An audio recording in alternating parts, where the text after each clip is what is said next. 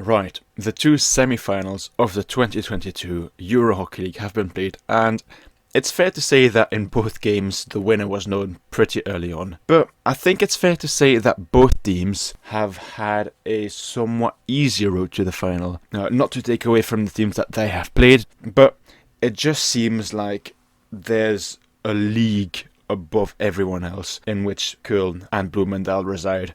And I don't think anyone is touching them right now.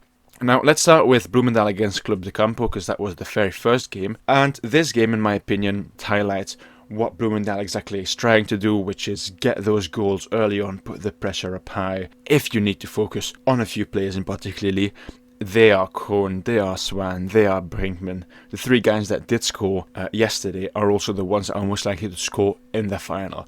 Now, obviously, you have guys like Jasper Brinkman as well, who is an unbelievable player from both open play and from the penalty corner. But this game truly highlighted what Köln needs to watch out for.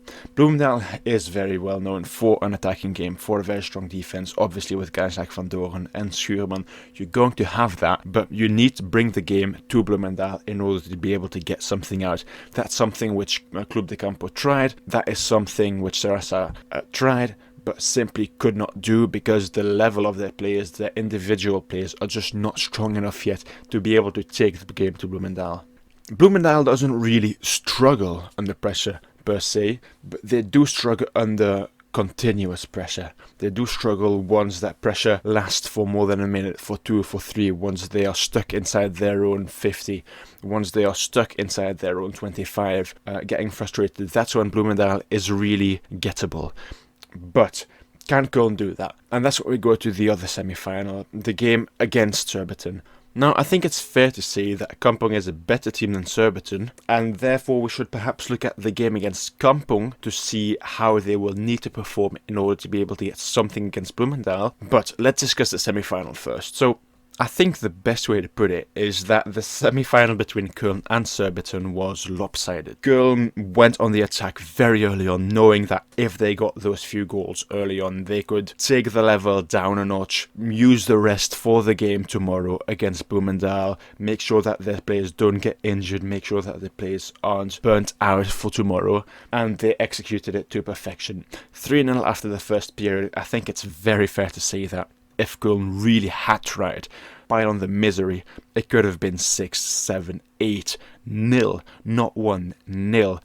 Surbiton has a long way to go. Now, Surbiton did very well to knock out Dragon, and Dragon really didn't perform well, but it can also be said that Surbiton performed very well. And I think that's something that a lot of people are often reluctant to say, that it is possible for a team to play very badly and for their opponent to play very well, and yet have a close game. And that, I think, is what happened between Dragon and Surbiton. But Surbiton just doesn't have that level yet to compete against Köln, to compete against Kampong, to compete against Bloomingdale, to compete against those teams from Germany and from the Netherlands.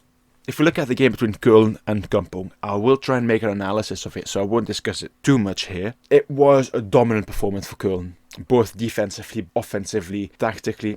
It seemed like the Germans were playing with 15 men against 11, and it seemed that they were there for every first ball, for every rebound. It seemed that they distributed the ball much more patiently, but equally had more vista, had more energy. And I do think that the final between Bloomingdale and Köln will be between the two best teams. So, how do I see this final playing out? Well, I don't think we'll see both teams trying to go for the kill immediately, but what I think we will see is them trying to keep the ball, trying to pass it around, and trying to tire out their opponents. It is very possible that we'll see a few goals in the first half, but what I think both teams will try to do is to keep that ball and to strike in the third quarter, in the fourth quarter, not leaving it too late, but creating those spaces and creating a tiredness that once they get that first goal or they get a lead, it is very likely that they can extend it rather than that they have to sit back and possibly concede one and therefore to have a momentum shift. Now, if you look at who the dangerous players are, it's very obvious for Bloomingdale. I already said it. Krohn, Swan, Brinkman in the offense are the main threats on the penalty corners and from open play. Obviously, you cannot discount guys like Van Doren, who isn't afraid of going forward, or Jasper Brinkman, but I think against a team like Köln, we are more likely to see them stay back, in my opinion. For Köln, the main goal threat obviously remains Christopher Ruhr, but the penalty corners are lethal. But in my opinion, I can see more different players for the Germans scoring a goal rather than different players for the Dutch. So why have I picked Köln? Well, simply for that, really. I think it's a toss-up, and I think both teams would be deserved winners and would be great winners. Both are, I think, very, very equally matched. But if you watch the patterns with which Köln play and the patterns with which Bloemendaal play, especially defensively for Köln, with a guy like Van Aschen in goal, I think it's more likely that Köln is able to contain Bloemendaal. Not completely, because that's just simply impossible, but I think it's more likely that they're able to contain them for a prolonged period of time and to keep that pressure offensively on guys like Van Doorn and Schuurman, who will need to play the big minutes. And therefore, I think that with a fine margin, it will be Köln that wins. But again, I can definitely see Bloemendaal win. It's really a 50-50. I could very definitely be wrong. And we're in for one hell of a final. So, I will make a review of the Kampong versus Köln game. I do not have the footage. Well, I do have it, but it's very laggy, so I will need to use still images, unfortunately. So that takes a little while to make. My apologies for that. But if you've enjoyed this video, please consider subscribing, liking, sharing, all that good stuff. I will talk to you later.